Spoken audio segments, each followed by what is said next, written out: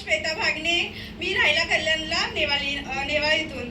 ह्या प्लॅटफॉर्म दाखवणारे माझे ग्रेट असे अपलाईन आहे सचिन बने सर आणि बागवे सर, सुजित सर, ह्यांना सगळ्यांना मी मनापासून धन्यवाद करते. आणि NTC लीडर्स विलास फरंबे सर, सगळ्यांचं मनापासून धन्यवाद करते. आणि खरंच ह्या ह्याच्यामध्ये मी अशी ह्याच्यातून आले की मला मी प्रोडक्ट घेतले होते, मी प्रोडक्ट यूज केले होते, मला प्रोडक्ट छान असं रिझल्ट आलं होतं. म्हणून मी माझे अपलाईन म्हणजे माझ्या नंदेचा मुलगा भाचाच नाही का, फिरायला जायचे ह्या याच्यातून. तर मी त्यांना रोज बोलायची जाताना मी असं घरकाम करते, हाऊसवाईफ तर आहे पण मी घरकाम करून ह्या बिझनेसला टाईम देते. माझ्या घरातले कोणी मला असं सपोर्ट नाही करत, पण मी माझ्या मिस्टरांना ह्या याच्यामध्ये आणलं.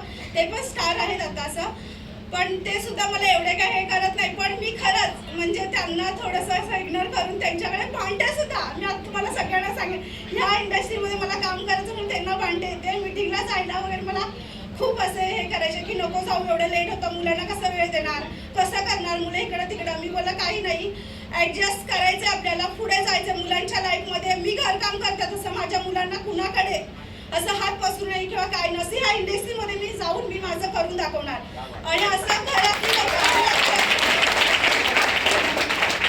लोकच असतात असं आपल्याला. मी एक नागेंद्र पुजारी सरांचं एक डायलॉग सांगेन की खरंच ते हमेशा स्टेजवरती आले की खेकड्याचं हे सांगतात की खरंच खेकडे आपण हे केलं टपामध्ये टाकलं तर ते वरती येऊन देत नाही. तसंच मराठी माणूस सुद्धा तसंच आहे की वर जाणाऱ्या माणसाला खाली खेचून आणतो, पण तो असं म्हणत नाही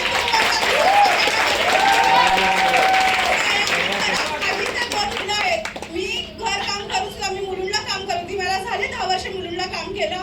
आणि मी हा म्हणजे करत नव्हती, पण माझा भाचा सचिन बने सर खूप पाठी लागायचे आणि मी त्यांना ID साठी पैसे देत नव्हती. पण सुजित सर, बागवे सर हे सगळे मिळून टेन्शन लावून भेटायचे मला.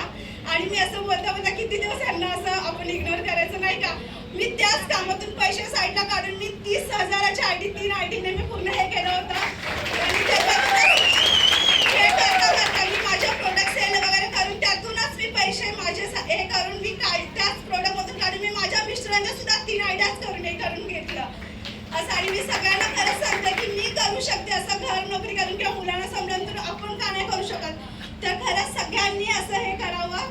आणि ह्या स्माइलमधून कधी कुठे असं जायचं हे नाही नव्हतं. मिस्टरांनी तर कधी कुठे न्यायचं किंवा काही असं कधीच नाही. मी फुल हे कारण रेकॉर्ड ऐकतील असते पण काही फरक नाही पडत. त्यांनी कधी कुठे घेऊन गेले नाही. पण मी खरंच ते ह्या माइलमधून आल्यावर मी तर फिरायला गेली, पण त्यांना सुद्धा मी दुबईला सुद्धा याच्यावर करून दिलं.